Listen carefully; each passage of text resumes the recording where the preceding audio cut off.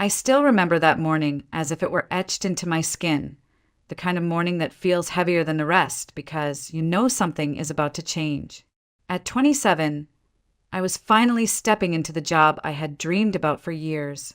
A translation bureau in the heart of New York City had offered me a full-time position, and today was my very first day. As I walked through the crowded streets, the city hummed with its usual restless energy. Yellow cabs honked, vendors shouted on the corners, and commuters hurried past with coffee cups clutched in their hands. My heart raced, not just from the pace of the city, but from the weight of expectation pressing down on me. I had spent years studying, working late nights, pushing myself harder than anyone else asked me to. This was supposed to be the reward, the beginning of a different life.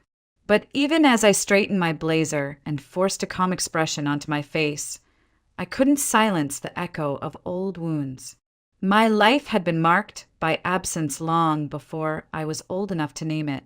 My mother died giving birth to me. I never even saw her face outside of a faded photograph tucked away in an old album. My father raised me alone, and he did it with more love than most children ever know. He wasn't just my parent, he was my confidant, my safe place, my anchor.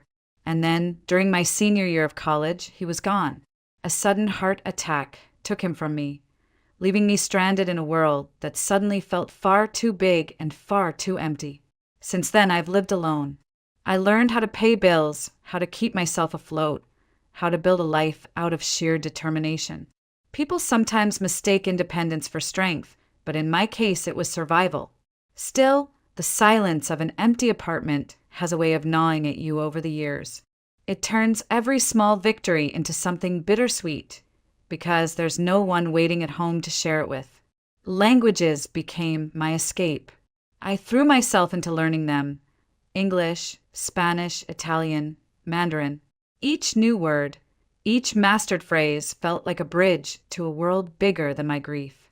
Translation gave me purpose. It gave me something my loneliness couldn't touch. That's how I ended up here, on this crisp morning, clutching my bag and walking into a glass building that seemed to sparkle with possibilities. The reception area smelled faintly of polished wood and strong coffee.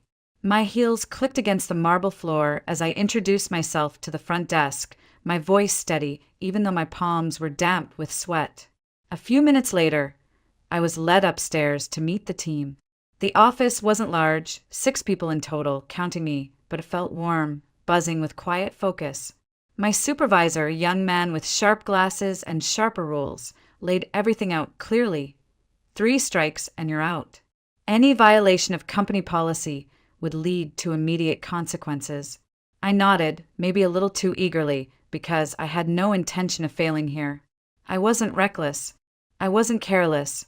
I had worked too hard to let something slip through my fingers now. Still, as I settled into my new desk, arranging a notebook and a pen as if those small actions could anchor me, I felt the familiar emptiness tug at the edges of my excitement. Professionally, things were finally falling into place. Personally, it was another story. My friends often teased me about my impossibly high standards when it came to men. They said I scared them off, that I expected too much. Maybe they were right.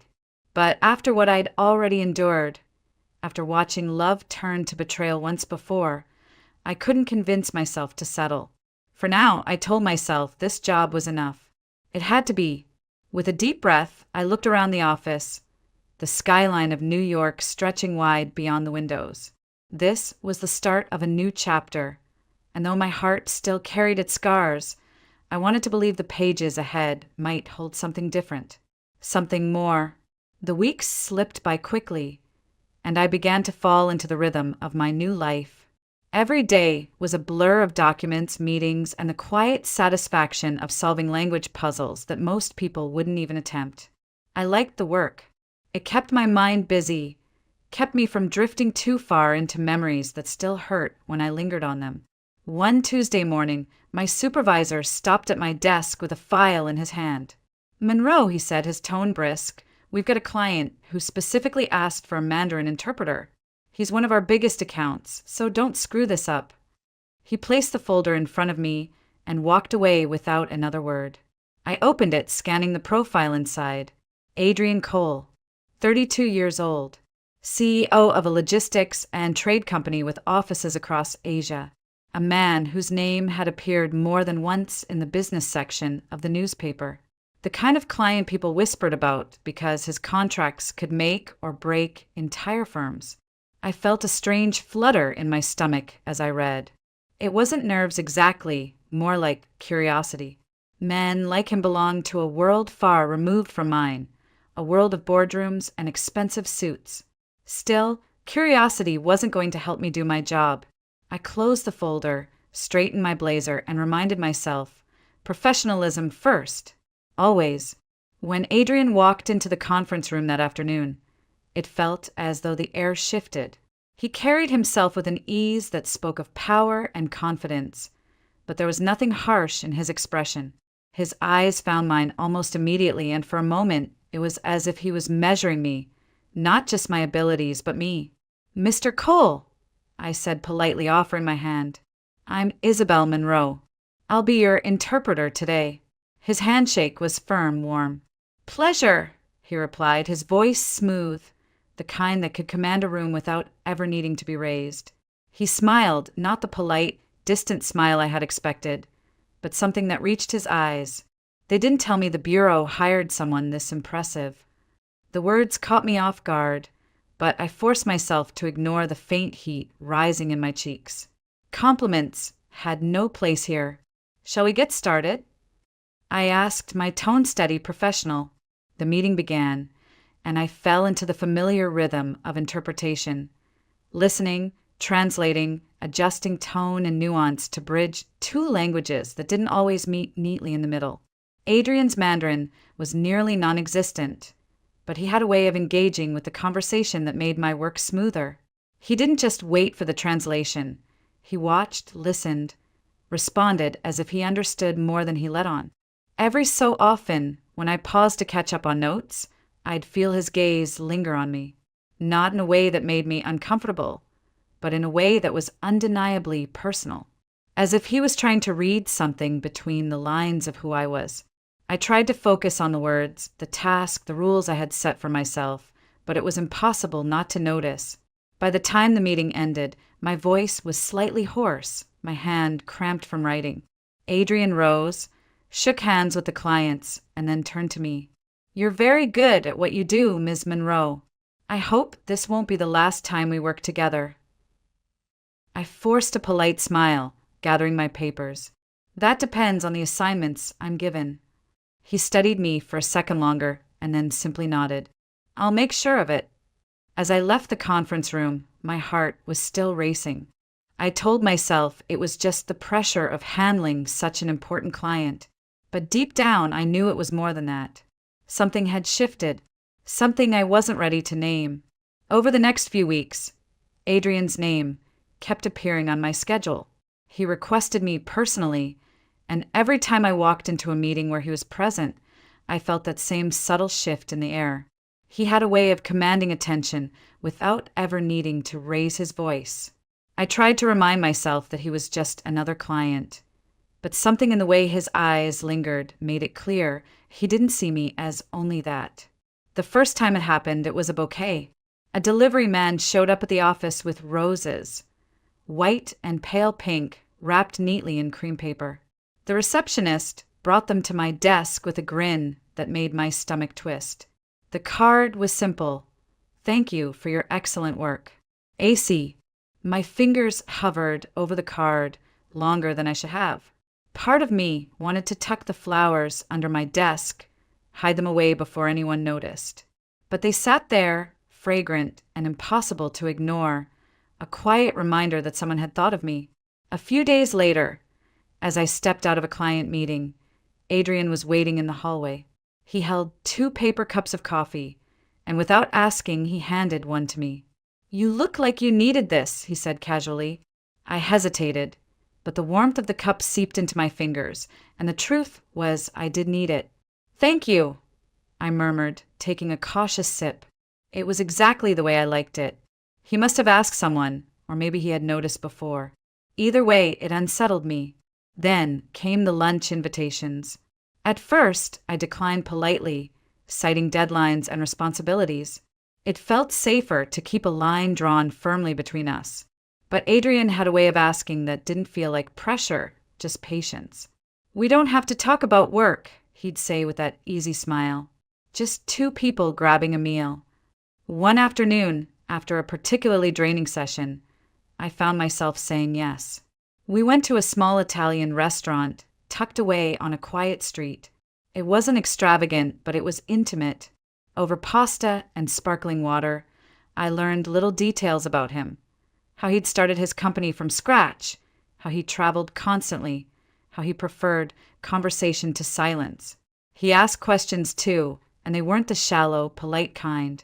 He wanted to know about me, what drew me to languages, what I read in my spare time, even what kind of music I listened to when I was alone. I should have been guarded. I knew better than to blur the lines between work and anything else. But sitting there, watching the way his expression softened when I spoke, I felt something I hadn't in years noticed, wanted. That night, lying awake in my apartment, I tried to convince myself it was nothing. A client being kind. A powerful man enjoying the novelty of a translator who didn't bore him. But the truth pressed against my chest. I was drawn to him. Every glance, every small gesture chipped away at the walls I had built around myself. And yet, beneath that warmth, a sliver of caution remained. I had worked too hard to build this life, and I knew how quickly it could all unravel.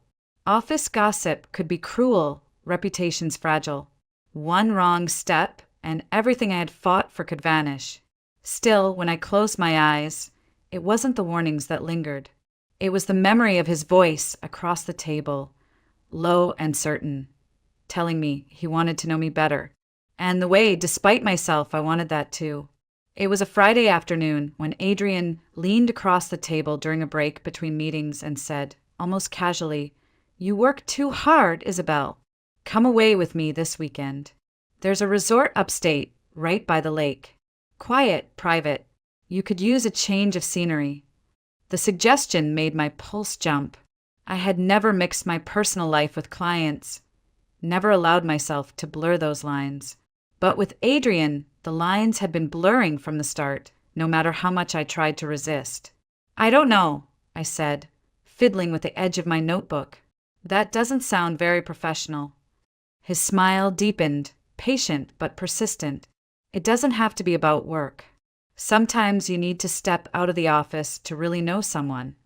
His voice dropped slightly, enough to make my breath catch. "And I want to know you, Isabel." By the time Friday evening arrived, I was in his car, watching the skyline of New York fade into rolling hills and stretches of highway. I told myself it was just a weekend, just a chance to rest. But deep down, I knew it was more than that. The resort was tucked away on the edge of a lake that shimmered silver under the setting sun. Pines surrounded the water, their reflections bending with each ripple. The air was fresh, crisp, carrying the scent of earth and wood smoke.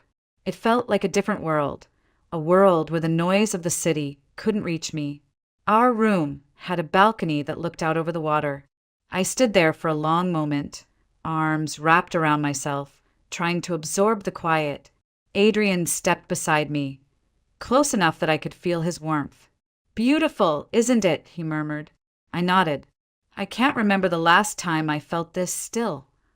That night, over dinner by the lakeside, conversation slipped past the usual pleasantries. Adrian spoke about his childhood, about the constant pressure of expectations, about how success sometimes felt lonelier than failure. I listened, surprised by the rawness in his voice. In return, I told him about my father, about losing him in college, about the way grief had shaped me into someone who never quite let anyone in. The candlelight flickered against his features as he said softly, "No one would guess that about you. You carry yourself like nothing could break you." I smiled faintly. Maybe that's the point. If I look unbreakable, no one will try. His hand brushed against mine across the table, deliberate and steady. For a moment, I froze, torn between instinct and longing. Then I let my fingers curl into his. Later, walking along the shore, the moon stretched a path of light across the lake. The air was cool, and I shivered slightly. Without a word, Adrian slipped his jacket around my shoulders. When I glanced up, his eyes caught mine, and something unspoken passed between us. Inevitable, undeniable. Back in the room, the distance we had carefully kept crumbled. His touch was both gentle and certain, as if he had been waiting all along. I let myself fall into it, into him, into the warmth I hadn't realized I was starving for. Afterward, lying in the quiet with his arm draped over me, I felt a strange mix of joy and fear. Happiness like this was foreign, fragile. Part of me wanted to believe it could last, that I had finally found something real. But another part whispered that things this perfect rarely survived for long. As sleep pulled at me, I pushed the thought aside. For now, the world outside didn't exist. There was only the sound of the lake against the shore and the steady rhythm of his breathing beside me. After the weekend at the lake, things between Adrian and me shifted in a way I couldn't ignore. The boundaries I had tried to hold onto were gone, replaced by something that felt deeper, stronger. When we returned to the city, I expected us to slip back into the rhythm of client and interpreter, but Adrian had other ideas. "Why keep two places?" he asked one evening as he dropped me off outside my apartment. "You're already here half the time. It just makes sense." I laughed nervously, fumbling with my keys. Moving in together is a big step. I don't think I'm ready. But he kept asking in different ways. Sometimes it was casual, a passing comment about how much easier mornings would be if we didn't have to commute across the city to see each other. Other times it was more direct, his eyes searching mine as if he could convince me with sheer certainty. For weeks I resisted. I told myself it was too soon, that rushing into something so serious was reckless. But every time I tried to hold back, Adrian disarmed me, with his patience, with his kindness, with the way he made me feel like I was finally part of something bigger than just myself.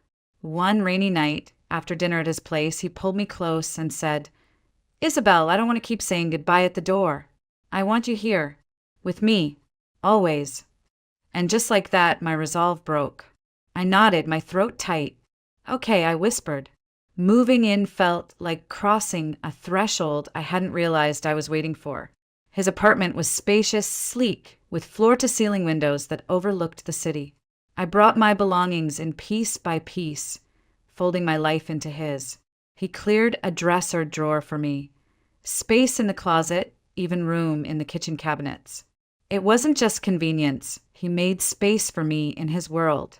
At first, it was bliss. He made coffee in the mornings before I was even out of bed. He left notes on the counter when he left early for meetings. We ate dinner together most nights, sometimes at fancy restaurants, sometimes just takeout on the couch. For the first time in years, I felt cared for, wanted not just as someone useful, but as someone worth coming home to. Yet, beneath the glow of new happiness, a shadow lingered. Whenever conversation drifted toward the future, toward marriage, family, or children, Adrian would shift uncomfortably. I still remembered one night, over dinner, when I mentioned how I used to dream of having 2 kids and a house near the park. He had gone quiet for a moment, then replied lightly, "Kids are wonderful for people who want their lives run by diapers and school drop-offs." I had laughed it off then, but the way he said it, the finality in his tone, came back to me now with unsettling clarity. He'd never said the words outright, but his silence had spoken volumes. At first, I ignored it. We were still building something new, and I didn't want to ruin it by pushing too hard. But deep down, the hesitation pricked at me.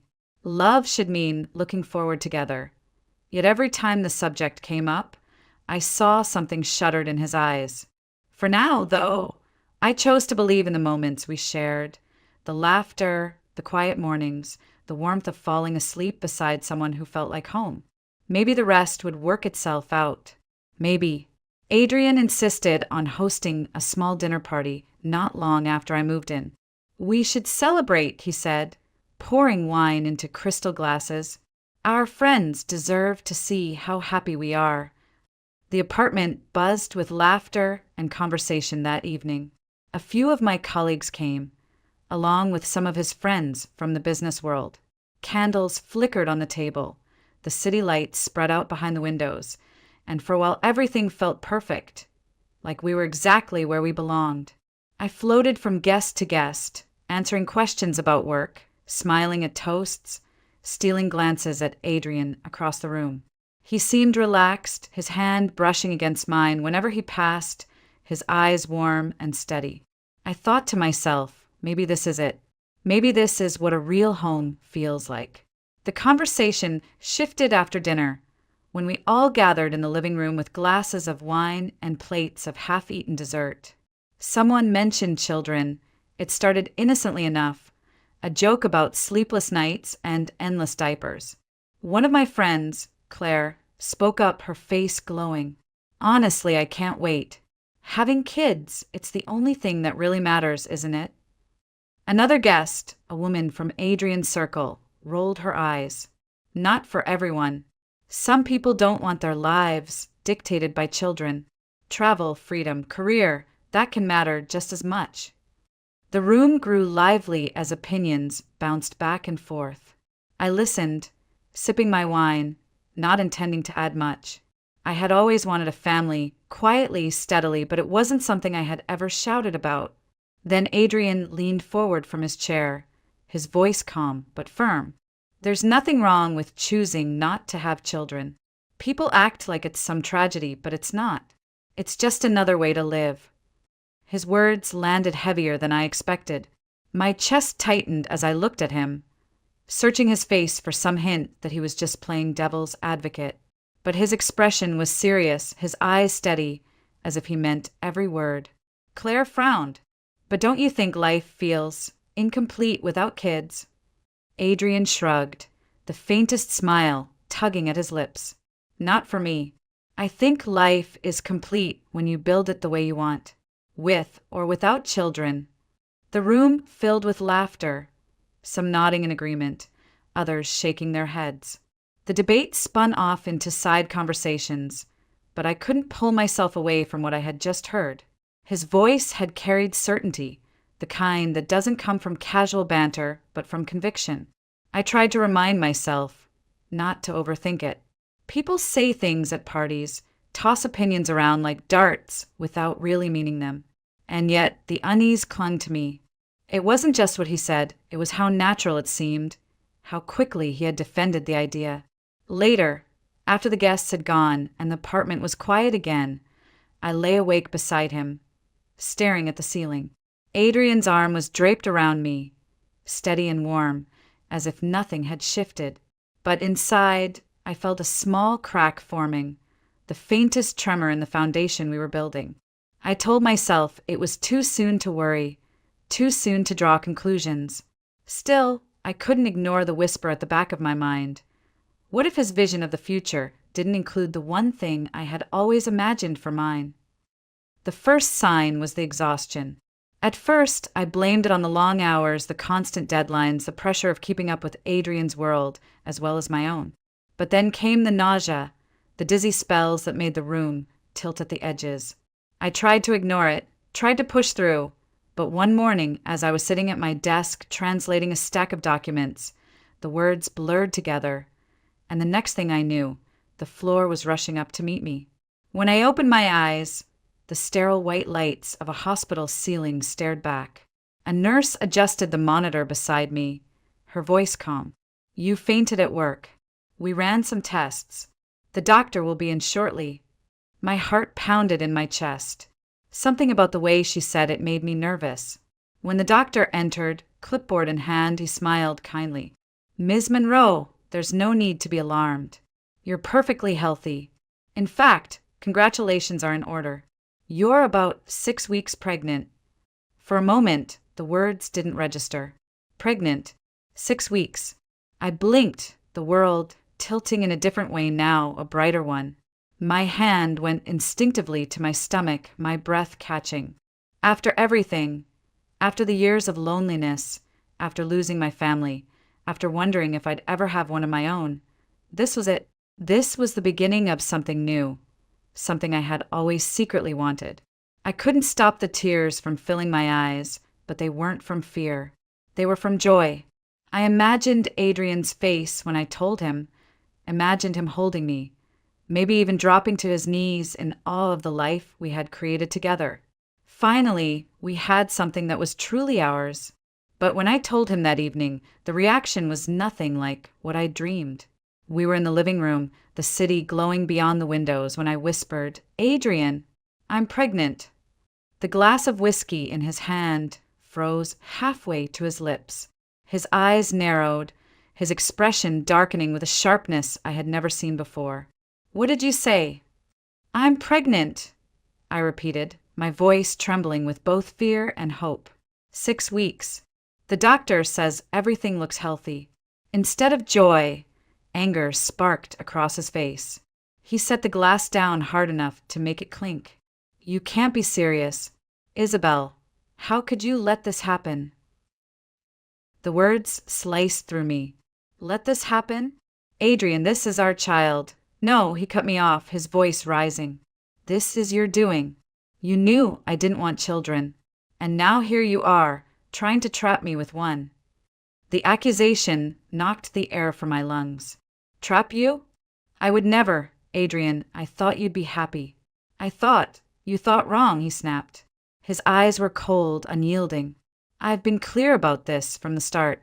I don't want kids. Not now. Not ever."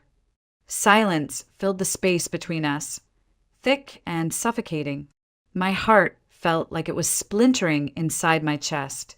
"But you never told me," his jaw clenched. "I didn't think I had to.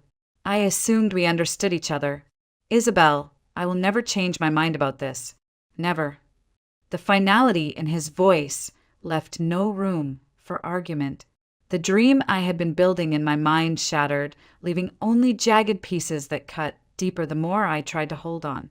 I turned away, my hands shaking, the weight of his rejection pressing down on me. In that moment, the life I had imagined, love, family, a future together, collapsed in front of me. And all I could feel was the devastating truth. I was alone again. I don't remember leaving the apartment. One moment I was standing in front of Adrian, my chest aching from his words, and the next I was out on the street, the door slamming behind me.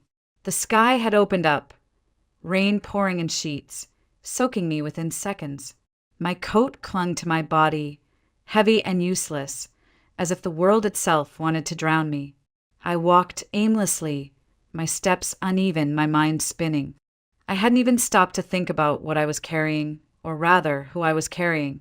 My bag, my wallet, my ID, they were still at the hospital. After I fainted at work and got the news, I went straight to Adrian's place, thinking we would celebrate together. I never went back to pick them up. I had nothing with me but the clothes on my back and the weight of a future that had just crumbled to dust.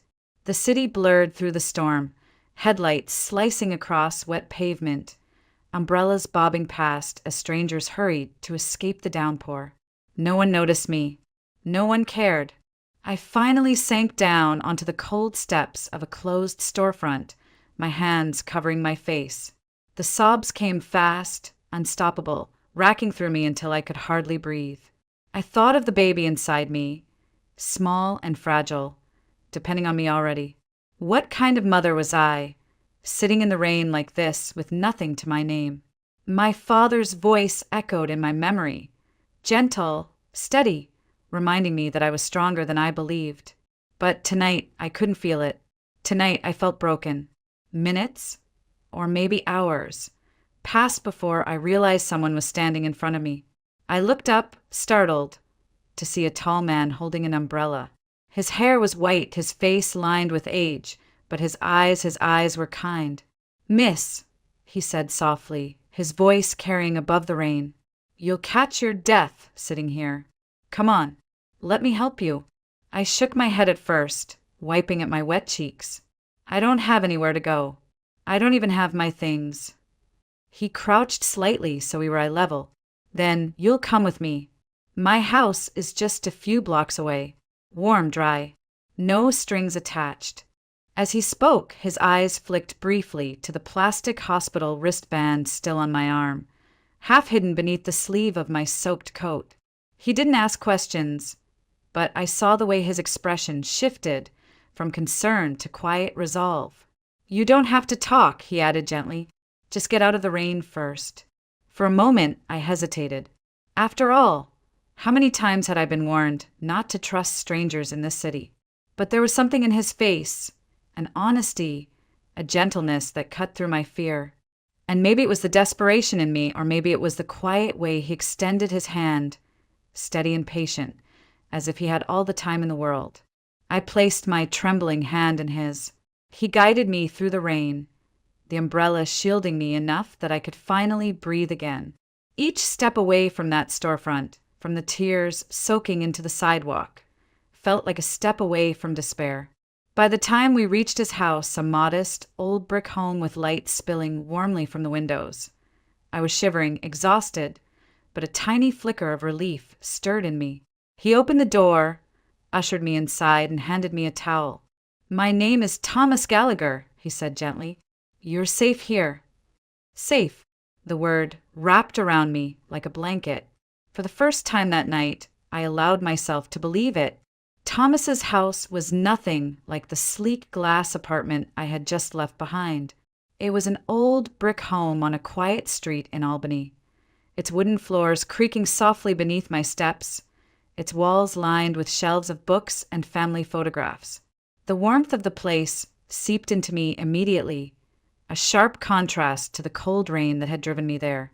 He handed me a blanket, then busied himself in the kitchen. Minutes later, the smell of chamomile tea drifted through the air, and he returned with a steaming cup. "Drink this," he said.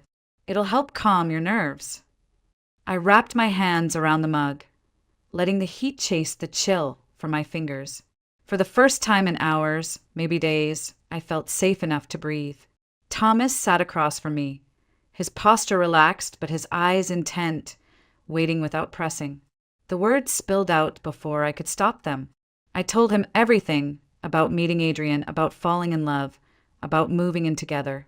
My voice cracked when I reached the part about the pregnancy, about the joy I had felt when I heard the doctor's words, only to have it shattered by Adrian's fury.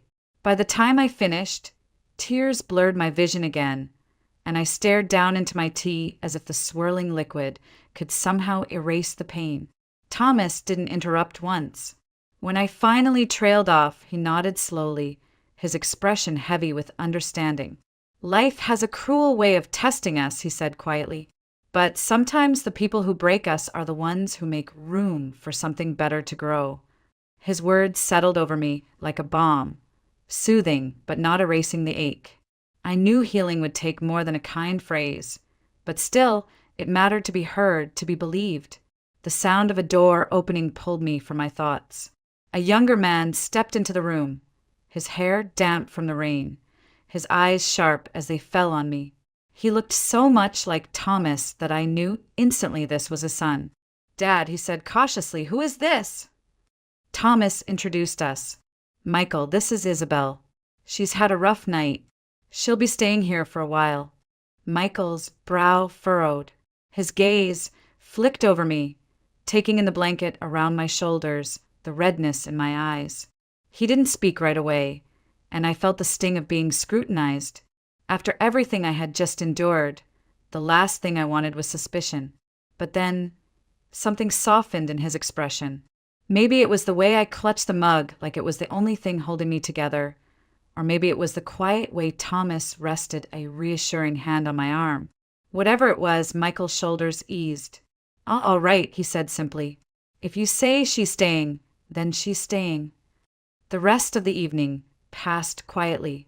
Thomas showed me to a small guest room, its quilt neatly folded, the furniture worn but comforting. As I lay down, the house creaked gently around me, not with loneliness but with life. I wasn't naive. I knew the pain wouldn't vanish overnight. The betrayal still sat heavy in my chest, the future still uncertain. But for the first time in a long time, I felt something that wasn't despair. I felt the faint, fragile warmth of belonging. The days that followed blurred together in a rhythm, both unfamiliar and strangely comforting. Thomas checked in on me constantly, never in a way that felt overbearing, but in the quiet, steady manner of someone who understood what it meant to be broken and still keep going. Michael was different, more reserved, his guard high at first, but little by little he began to meet my eyes when he spoke, to ask if I needed anything when he passed by the kitchen. The contrast between what I had left behind and what I had stumbled into was stark. Adrian's apartment had been all glass and steel, dazzling on the surface but cold underneath. This house, though worn around the edges, held warmth in every creak of the floorboards, every mug of tea Thomas placed in my hands, every small nod of acceptance from Michael. At night, when I lay beneath the quilt in the guest room, I often thought of Adrian. His voice still echoed sometimes, sharp and final. I will never want children. There was a time when those words would have shattered me beyond repair. Now, though the hurt still lingered, it no longer defined me. I knew, deep in my bones, that going back was not an option. One evening, as the sun set in streaks of orange over the quiet Albany street, Thomas sat with me on the porch. We watched the light fade together, the air carrying the scent of freshly cut grass. "You've been through hell," he said gently, "but don't let his choices decide your future. You're stronger than that." I swallowed hard, the lump in my throat making it difficult to speak. "I don't feel strong." Thomas's eyes softened. "Strength isn't about feeling unbreakable. It's about standing back up even when you think you can't." Later that week, Michael surprised me. He knocked on the doorframe of the guest room, holding a box in his hands. "These are some of my mom's old maternity clothes," he said awkwardly. "She kept them, and, well, you might need them soon." The gesture undid me. Tears spilled before I could stop them, and Michael looked startled, as if he hadn't expected his simple act of kindness to carry such weight. But in that moment, I realized something important. I wasn't just surviving anymore. I was beginning to find family again, not in the way I had imagined, not with the man I had once loved, but in the way life sometimes surprises you when you least expect it. As the weeks turned into months, I no longer counted the days since Adrian and I had ended. Instead, I counted the moments of quiet joy, the smell of Thomas's homemade soup simmering on the stove, the laughter that occasionally broke through Michael's usually serious demeanor, the flutter of life growing inside me, reminding me every day that I wasn't alone. I knew challenges still lay ahead. Raising a child as a single mother would not be easy. Healing from betrayal would take time. But sitting in that old house, surrounded by people who had chosen to care for me when they had no reason to, I understood something I hadn't before. Betrayal wasn't the end of my story. It was the turning point, the painful push that had led me here, to a place where I could begin again. For the first time in a long while, I felt hope. And with that hope came the certainty that my future, though different than I had once dreamed, might just be brighter than anything I had ever dared to imagine. I still remember the weight in my chest as I stopped in front of the bank in downtown Denver. The building looked intimidating, towering columns, polished glass doors, marble steps leading up to an entrance that felt far too grand for someone like me. My coat was worn, the hem frayed after too many winters, and my shoes were scuffed. I knew I looked out of place. Not a beggar, but not the kind of client people expected to see walking into a place like this. As I climbed the steps, I felt the stares immediately. The security guard by the entrance, tall and broad-shouldered, let his gaze flicker over me with a kind of dismissive judgment. His name tag read Ethan Reynolds. For a moment, I thought he assumed I had walked into the wrong building. The way his brow furrowed said enough. I took a breath, tried to steady my voice, and asked, "Excuse me, could you show me the way to the safe deposit boxes?" The question caught him off guard. He blinked, straightened a little, and looked at me again, as if trying to match my poor appearance with the confidence of my words. He didn't answer right away. Instead, he studied me for a second longer, as though wondering if I was joking. But I wasn't joking. I had a key in my purse that my mother had left me. A key I barely understood myself. Ethan cleared his throat. Safe deposit boxes. His tone softened, but I could see the doubt still in his eyes. Finally, he gave a quick nod. You'll need to speak with the branch manager. This way. I followed him through the lobby, the sound of my worn shoes echoing against the marble floor. The bank was immaculate. Gold-trimmed counters, polished wood panels, customers in tailored suits whispering in low voices. I caught my reflection in one of the glass walls and almost turned back. I didn't belong here. Ethan stopped in front of a heavy oak door, knocked once, and opened it. Inside sat a man behind a wide desk, his tie perfectly knotted, his expression sharp. His nameplate read Charles Whitaker. Charles looked up at me, and the corner of his mouth twisted, half amusement, half contempt. Yes? What exactly do you need? His voice dripped with mockery, the kind reserved for people he didn't take seriously. My palms grew damp. Still, I forced myself to meet his eyes. I need access to one of the safe deposit boxes. I'm Olivia Parker. My mother left me this key before she died, box number 12. He leaned back in his chair, eyebrows raised. Strange. I don't recall ever seeing you among our clients. His gaze swept over my clothes, making me feel even smaller than I already did. I swallowed hard, reached into my purse, and pulled out the small brass key that had been burning in my mind since the day my mother passed. My voice steadied. I have the key. Box number 12. For the first time, his smug expression faltered. Charles leaned forward, eyes narrowing on the key in my hand. He didn't say anything for a long moment, and in that silence I felt the air grow heavier, as though something important had just shifted. Charles Whitaker led me through a set of heavy doors into the secured area of the bank. The air changed immediately, cooler, quieter, almost suffocating with its silence. Each step echoed against the steel walls, and with every sound of a lock clicking open, my chest tightened. Ethan followed a few paces behind, his presence steady, though his expression remained unreadable. We passed through multiple checkpoints until we reached the rows of deposit boxes, each one lined up like soldiers waiting. Charles stopped in front of number 12, his fingers brushing over the engraved digits. Strange, he muttered half to himself. This one hasn't been touched in years. He turned to me, clearly still skeptical, but extended his hand. The key. My fingers shook as I pulled it out again. That tiny piece of brass suddenly felt heavier than gold. I slid it into the lock, and for a moment I thought it might not fit, that maybe all of this had been a mistake. But then, with a faint click, the mechanism turned. My heart pounded, so hard I thought it would break through my ribs. I opened the small door, and inside rested a single object, a carved wooden box, dark with age, decorated with intricate patterns that looked almost sacred. My breath caught. It was beautiful and heavy with mystery. I reached in carefully, almost reverently, and set it on the table. Charles stepped closer than he should have, leaning forward as if he had every right to see. His cologne mixed with the metallic chill of the vault, and it made me uneasy. Go on, he urged softly, though his voice had hunger to it. I lifted the lid. Inside, gold gleamed. Rings, bracelets, necklaces tangled together, earrings that shimmered even in the dull light. A treasure, chest disguised as an heirloom. My vision blurred as tears welled up. All my life, my mother and I had struggled to buy groceries, to pay rent, to keep the lights on.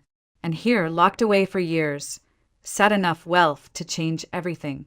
At the bottom, tucked beneath the jewelry, was a folded piece of paper. My fingers brushed against it, but I left it where it was. Not here. Not under the greedy eyes watching me. Charles exhaled sharply, a sound that was half whistle, half disbelief. His eyes darted over the contents, like a man dying of thirst staring at water. He wasn't hiding it, his hunger was plain. I felt exposed, vulnerable, as if he might snatch the box from me right then and there. I closed the lid quickly, clutching it to my chest. "I'll be going now," I said, trying to sound firm, though my voice trembled. Charles straightened, regaining his usual air of authority. "Of course," he said smoothly, though his eyes lingered on the box. "But walking alone with such valuables, that would be unwise. Denver isn't always safe, Miss Parker. Allow me to provide you with an escort." I hesitated. Every instinct screamed that I should refuse. Yet I was standing there with a box of treasure, and the thought of walking the streets alone sent a shiver down my spine.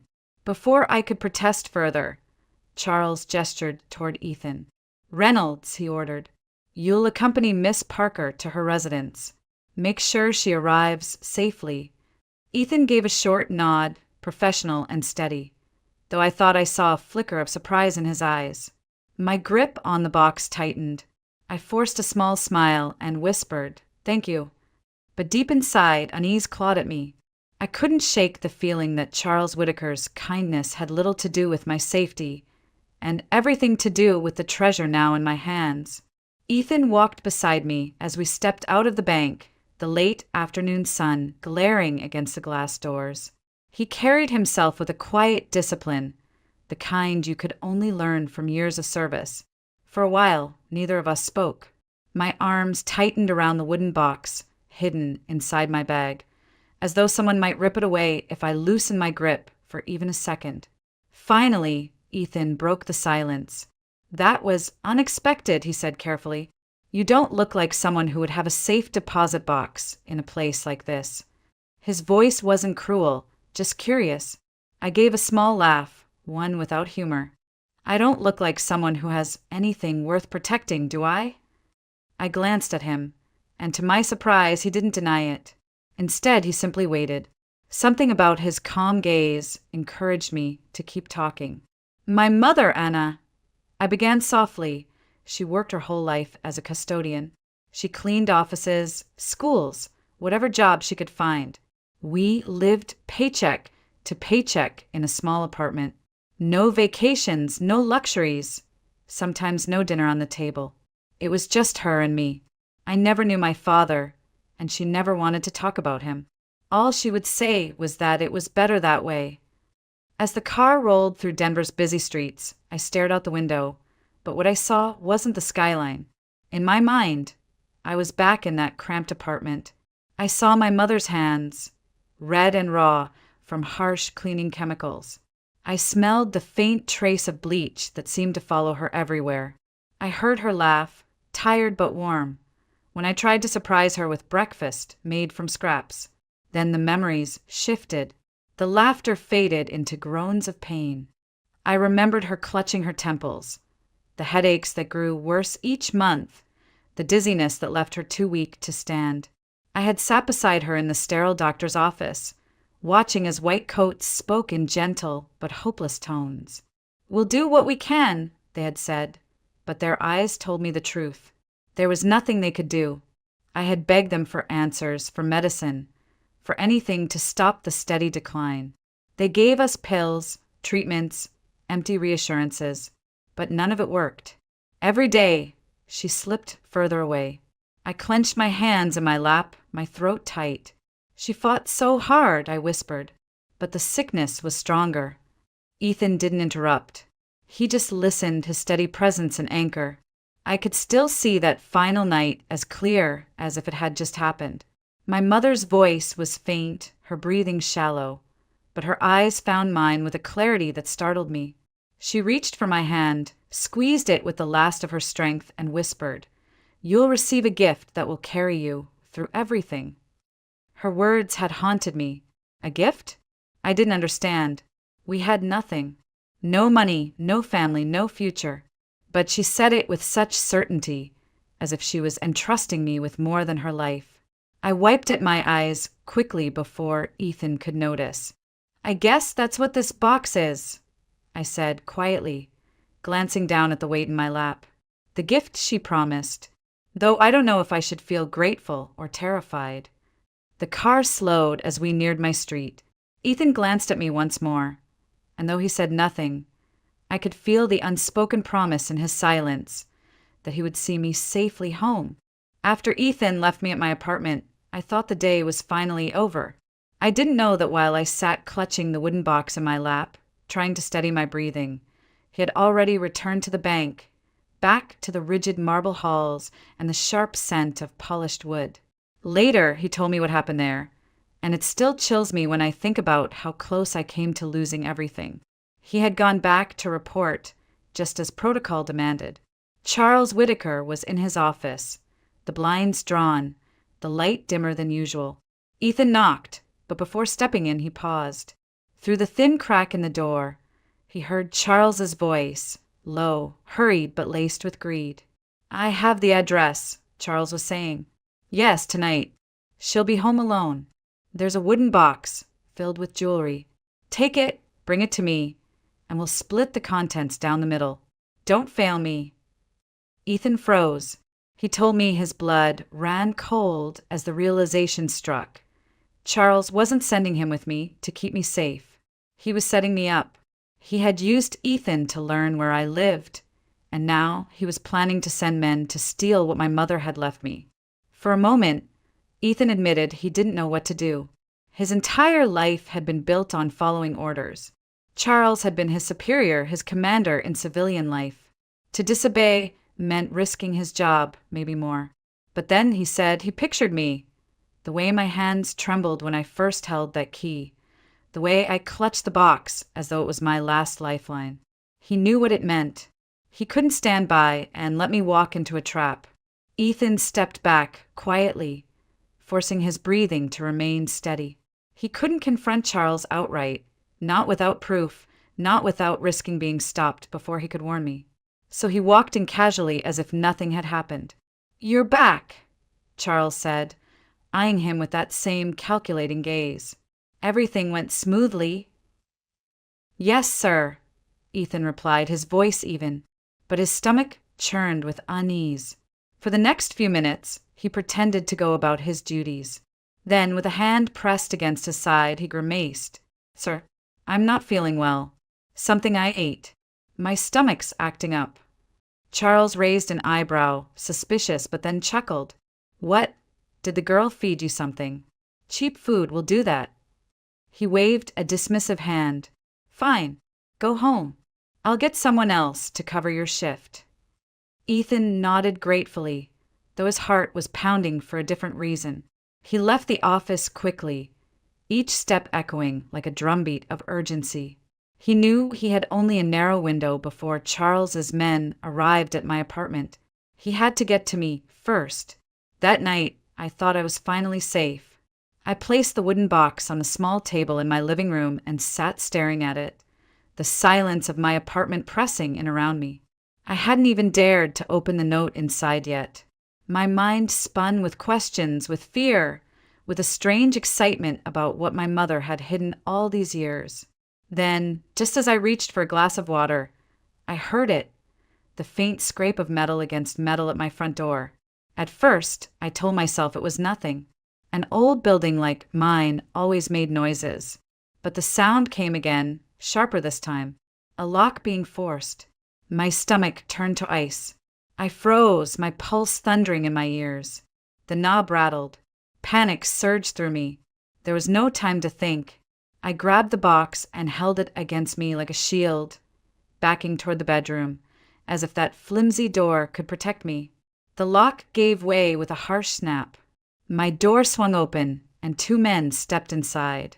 Broad shoulders, hard eyes, movements quick and practiced. One of them grinned when he saw me. "There she is," he muttered. I couldn't move. My legs felt rooted to the floor. One of them lunged, grabbing my arm so hard it burned. I screamed, twisting, clutching the box tighter, but his grip was like iron. "Let go!" I cried, my voice breaking. Suddenly the air erupted with motion. Ethan burst through the door, his presence so sudden it felt unreal, like a soldier crashing into battle. "Get away from her!" His shout shook the room. He collided with the first man, slamming him into the wall. The second one cursed and came at him swinging. The room turned into chaos, fists, shouts, the crash of furniture toppling. My heart pounded as I struggled against the grip holding me. The man pinning me snarled and yanked harder, nearly pulling me off my feet. Ethan fought like a man possessed, years of training pouring into each movement. He dropped one attacker with a hard strike, then turned on the one holding me. For a brief moment, I felt hope, until the glint of a gun caught my eye. The man shoved me aside and fired. The sound exploded in the small apartment, deafening, and Ethan staggered back, clutching his shoulder. I screamed his name, rushing toward him, but he shook his head, teeth gritted, refusing to go down. Blood stained his shirt, but he pushed forward, grabbing the gunman's arm, twisting until the weapon clattered to the floor. With a final burst of strength, he threw the man down, pinning him until the wail of sirens filled the air. Red and blue lights flashed against my window. Within moments, officers flooded the hallway, storming inside with weapons drawn. The attackers were shoved to the ground, their hands cuffed behind their backs. I dropped to my knees beside Ethan, my hands trembling as I pressed against the wound at his shoulder. "You're bleeding," I whispered, my voice shaking. He managed a faint smile, though sweat ran down his forehead. "Better me than you," he said through clenched teeth. The police carried the men out, their angry shouts echoing down the stairwell. The chaos faded, leaving only the two of us, the overturned furniture, and the heavy box that had caused it all. I clung to Ethan's uninjured hand, my tears falling freely now. I realized then that whatever secrets my mother had left me, they had nearly cost me my life. And if it hadn't been for Ethan, they would have. After the police left and the apartment grew quiet again, I sat in the wreckage with the wooden box in front of me. My furniture was overturned, glass shattered on the floor, and the walls still seemed to vibrate from the echo of gunfire. My hands wouldn't stop shaking. I kept hearing the snap of the lock, the crash of the door, the sound of Ethan's groan when the bullet struck him. I stared at the box as if it were alive, as if it might attack me the way those men had. Just hours earlier it had seemed like a miracle, a treasure that could change everything. Now it felt like a curse. My mother's secret had nearly cost me my life, and yet if it hadn't been for Ethan, it would have. The thought made my chest tighten. I pressed a hand against my heart, whispering a silent thank you for him, for his courage, for the fact that I was still breathing. But the box remained, its weight pulling at me like a chain. I forced myself to open it again, the gleam of gold almost mocking me. I brushed past the rings and necklaces, my fingers trembling, until they landed on the folded piece of paper I had noticed earlier. I drew it out carefully, as though it might disintegrate in my hands. The paper was yellowed at the edges, creased from years of being tucked away. My mother's handwriting curved across it, firm but hurried. There wasn't much written, only an address in Aspen, Colorado, and a phone number. At the bottom, in her hand, a short line, "You can always turn to them." I read it over and over, the words sinking deeper each time. Who were they? Why had she never mentioned this to me when she was alive? All those nights, we ate ramen by candlelight because the power was cut. Why hadn't she turned to these people then? Why did she leave me in the dark until after she was gone? Frustration welled up, tangled with grief. Tears burned my eyes, but I refused to let them fall. Instead, I pressed the note flat against the table, staring at the address as if it could answer me. Aspen, a place I'd only ever seen on postcards and television, snow-draped mountains and homes worth more than I could ever imagine. I sat there for what felt like hours, the box of jewels glinting beside me, the note heavy in my hand. Part of me wanted to shove it all back inside, lock it up again, and forget it existed. But I couldn't. My mother hadn't left this by accident. She wanted me to find it. She wanted me to go. I drew in a shaky breath, folded the note, and tucked it into my pocket. My decision settled like a stone in my chest. I would follow this trail to Aspen. I would find the people my mother had hidden from me. And maybe, just maybe, I would finally understand the truth about who she really was. and why she left this gift behind. The road to Aspen felt like a road into another life. I had never been that far into the Rockies before, and as the bus wound its way up the mountain passes, I pressed my forehead to the window and tried to quiet the storm inside me. Snow clung to the ridges, even though spring had already painted the lower valleys in green. Pines rose like silent guards, their branches heavy with frost, and the air looked so pure it almost hurt to breathe it. For the first time since the attack, I felt a fragile sense of calm, and yet the small slip of paper in my pocket burned like a brand.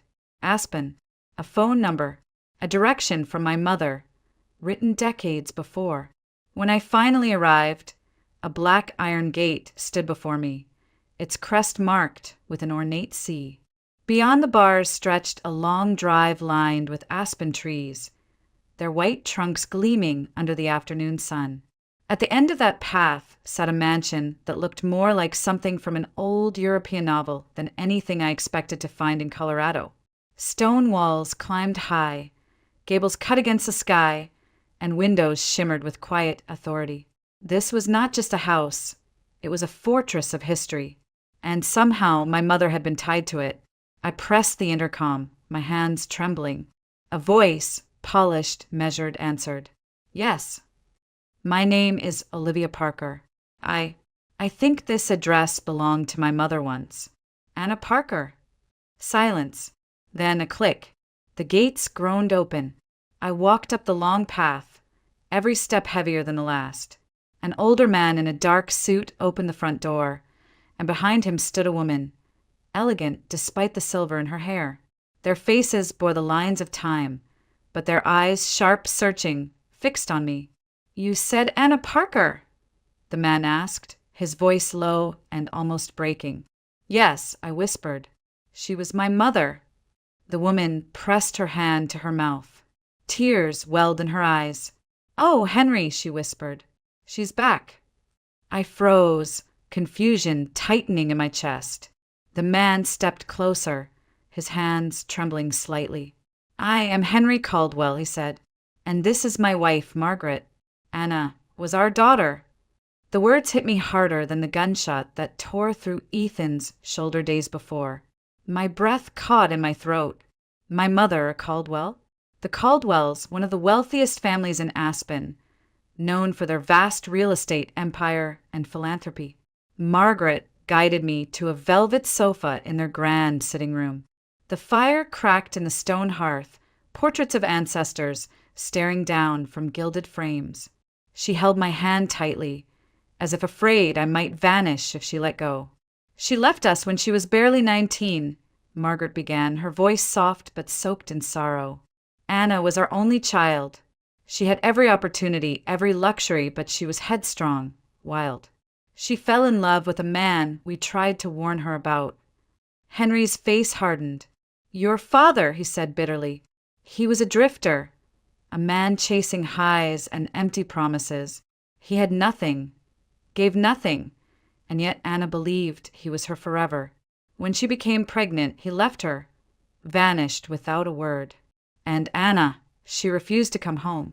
She told us she'd make it on her own. She never came back. My throat closed. I thought of my mother, the waitress uniform she wore, the tired eyes, the way she always smiled at me even when she had nothing. She had once been a princess in a stone mansion, yet chose a life of hardship for the sake of love. Maybe she feared that going back would mean surrendering her pride. Or maybe she believed I'd be better off never knowing the world she came from. Either way, she carried that silence like armor until the very end. Margaret squeezed my hand tighter, tears spilling now. We searched for her. For years we searched. Then news came, she died. We buried an empty coffin. We thought our bloodline ended that day. But now, Olivia, you're here. You're proof she lived, proof she carried her love into the world. I looked into their faces, faces that mirrored fragments of my mother's. I saw her cheekbones in Margaret, her gaze in Henry. My world shifted on its axis. I was not just the daughter of a struggling waitress. I was a Caldwell by blood, a granddaughter of wealth and legacy. But the revelation was no comfort. Instead, it stirred a deeper ache. My mother had carried the weight of exile, of love betrayed, of poverty and survival, while this mansion stood in untouched grandeur. She could have had warmth, security, family, yet she was left to wither in silence. Margaret touched my cheek. "Stay with us, Olivia. Let us know you. Let us honor Anna through you." And as the firelight flickered over the walls, I realized that my journey into my mother's past had only just begun. When Henry and Margaret opened their arms to me, I didn't hesitate. I fell into their embrace, and for the first time in my life, I felt something I had only ever dreamed about: an anchor, a family that wanted me. Their shoulders shook as they cried, their tears wetting my hair, and I realized they weren't just grieving for my mother. They were grieving for the years they had lost, for the silence that had stretched too long, for the chance they had to let slip away. "I'm so sorry," Margaret whispered against my cheek, her voice trembling. "We thought we were protecting her. We thought she would come back when she was ready, but she never did. And now she's gone." I held her hands, fragile and trembling, and for once I wasn't the one seeking comfort. "She never hated you," I told him softly. "She just wanted to choose for herself. She wanted to love freely, even if it broke her. She carried that love until the very end." Henry wiped his eyes, his strong frame hunched with age and guilt. "We should have gone after her. We should have forgiven instead of letting pride win. We lost our daughter because of it, and now we nearly lost you too." That night, they insisted on taking me to the cemetery. Snow dusted the ground in delicate sheets, and the sky above the mountains was a deep velvet blue, pricked with stars. I walked between them, my arms linked with theirs, and for once I didn't feel alone in my grief. At my mother's grave, a simple stone marked with her name, I sank to my knees. My hands brushed the cold granite, and tears blurred my vision.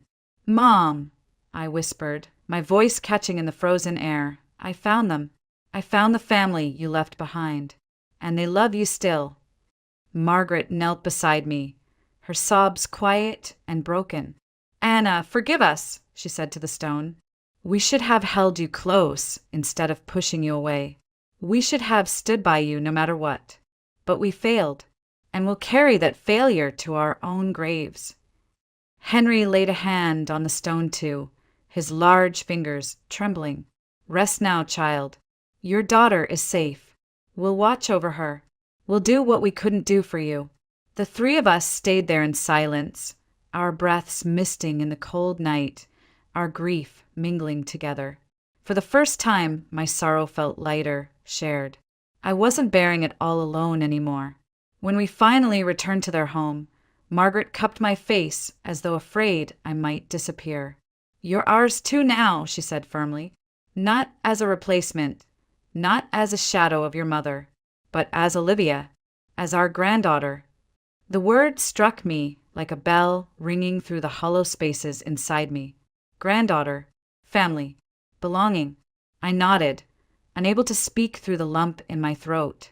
For the first time in years, I felt like I had roots, a place to grow, a circle that would never push me away. That night, in the warmth of their home, I cried again, but not from fear, not from loneliness. These were tears of healing, of something long broken beginning to knit itself back together. And deep in my heart, I knew my mother was watching, her spirit finally at peace. When I walked back into the hospital, the sterile scent of antiseptic hit me like a memory. Ethan was sitting upright in his bed, pale, but smiling when he saw me. For the first time in days, his eyes weren't shadowed by pain. "You came back," he whispered, and my chest tightened. I wanted to tell him that, of course, I came back, that there was nowhere else in the world I belonged more than here, by his side. Instead, I simply sat down and let my hand rest on his, the silence between us saying everything. The days that followed blurred into a rhythm. I brought him books, and he teased me about my taste in novels. We walked slowly together in the hospital garden, his arm still weak, but his spirit unbroken. The doctors said the bullet had missed all vital arteries, but the pain was still constant. He carried it quietly, never once complaining. There was something healing in those walks, the late afternoon light pouring over the benches, the sound of leaves rustling above us. Each step felt like proof that life could start anew, even after betrayal and fear. One evening, he surprised me by asking, "Would you like to meet my parents?" I hesitated, afraid of stepping into a world where I still felt like an outsider. But when his mother and father entered the room, their warmth disarmed me instantly.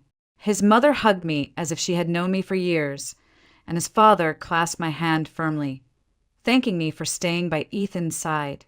For someone who had grown up believing she had no family, the acceptance in their eyes felt like a gift I didn't know how to receive. In quiet moments, I found myself watching Ethan more than I should. The way he tilted his head when he was curious, the way his laughter lingered a second too long. It all felt dangerously close to something I once thought I wasn't allowed to feel. Love. It crept in gently, not with fire but with steady warmth, until I could no longer pretend it wasn't there. Outside the hospital walls, justice was being served. Charles Whitaker, the man who had tried to sell me out for greed, had finally been arrested. His name appeared in every newspaper headline, the story of his betrayal spreading like wildfire. Police discovered recorded phone calls between him and the attackers, detailing the plan to rob me. The evidence was undeniable. For weeks, I had lived under the shadow of his threats, but now the nightmare was ending. He was awaiting trial, stripped of his position and reputation, while the bank replaced him with someone far more trustworthy. For the first time in a long while, I could breathe without fear. Ethan, meanwhile, was offered a promotion. His bravery during the robbery, his quick thinking even while wounded, had not gone unnoticed. He was to be the new head of security, a position of respect, one that suited his quiet strength. I saw the pride in his parents' eyes when the letter came, but what moved me most was the humility in his. "I only did what anyone should have done," he told me, and I knew then that he would never see himself the way I saw him, as a man whose courage had changed the course of my life. On the last evening before his discharge, we sat together under the hospital's old oak tree. The night air was crisp, and the stars above us seemed brighter than I had ever seen them. I turned to him, my voice trembling. "Ethan, do you ever think about what comes next?" He looked at me for a long moment, then took my hand. "Every day, and in every version of the future, Olivia, you're there." Tears welled in my eyes, not from sorrow, but from the terrifying beauty of hope. For so long, I had carried only the weight of survival. But now, as his fingers intertwined with mine, I realized that my story was no longer about running or hiding. It was about choosing, about daring to step into a life where love wasn't a dream. It was standing right beside me, alive and real. Graduating from college felt like stepping into a different lifetime. I still remembered standing outside the grand steps of Whitaker Bank, shivering with a folder of rejected applications in my hand, my stomach empty, my heart heavier than the snow that fell on my shoulders. And now, as I walked across the stage in my cap and gown, I saw my grandparents, Henry and Margaret Caldwell, wiping away tears of pride. They clapped louder than anyone else, their faces glowing with joy, as if they were making up for all the years they had lost. Ethan stood at their side, his hand resting over his chest, his eyes following me with a pride so pure it made me tremble inside. Life began to move with a gentler rhythm. I accepted a position at a publishing house, diving into stories and words the way other people lost themselves in oceans. Ethan, meanwhile, rose quickly in his career. After exposing Charles Whitaker's schemes, he was promoted to head of security, a role that fit his quiet strength perfectly. We were building something solid together, brick by brick, trust by trust. Our wedding took place the following spring, in a garden filled with blooming lilacs and white roses. It was a modest ceremony by the world's standards, but to me, It was a cathedral of love. The vows we whispered felt like anchors tying our souls together. My gown wasn't the most expensive, but it shimmered like the dawn. And when Ethan lifted my veil, I saw forever in his eyes. After the ceremony, Henry and Margaret asked us to join them at the Caldwell estate in Aspen. Standing before the towering windows that looked out at the mountains, they placed a set of keys in Ethan's hands. "This house," Margaret said, her voice trembling with emotion, "is yours now. It was meant to hold family, laughter, and new beginnings. We want you to make it your home." I could only sob as I embraced them, because it wasn't just a gift of bricks and marble. It was a symbol of forgiveness, redemption, and belonging. Not long after, I discovered I was pregnant. The moment the doctor confirmed it, I felt as though the earth itself shifted beneath my feet. Ethan scooped me into his arms, spinning me around the living room of our new home, while Henry and Margaret cried openly, their hands shaking with joy. It wasn't just about a baby. It was about continuation, about healing a broken lineage, about love finding a way to bloom where pain once reigned. As my belly grew, Ethan would press his ear against it, whispering promises of protection and bedtime stories for the life we were bringing into the world. The Caldwells showered us with warmth, knitting tiny blankets, preparing nurseries, and filling our home with laughter. For the first time in my life, I wasn't surviving, I was living, thriving, dreaming. On quiet nights, when everyone else was asleep, I would sometimes sit by the fireplace with the old jewelry box in my lap, the one my mother had kept hidden, the one that held the truth of who I was. Its silver corners had tarnished with time, but its meaning had only grown brighter. Inside, I placed not only her letters and photographs, but also a small golden rattle for my child. It became more than an heirloom. It was a bridge between generations, a legacy of resilience and love. One evening, as the fire crackled and snow drifted gently beyond the glass, I let my hand rest on my belly and whispered, "You'll never know the loneliness I once knew. You'll have love in every corner of your life." And I believed it. Looking back, I marveled at the arc of my story. I had been the girl no one noticed, shivering outside a bank door, dismissed as nothing more than a nuisance. But every rejection, every tear, every heartbreak had led me here, to love, to family, to a future I once thought impossible. And as I closed the jewelry box and pressed it to my heart, I knew this wasn't just my story anymore. It was the story of survival turned into strength, of loss transformed into legacy, of a woman who found everything she had once been denied.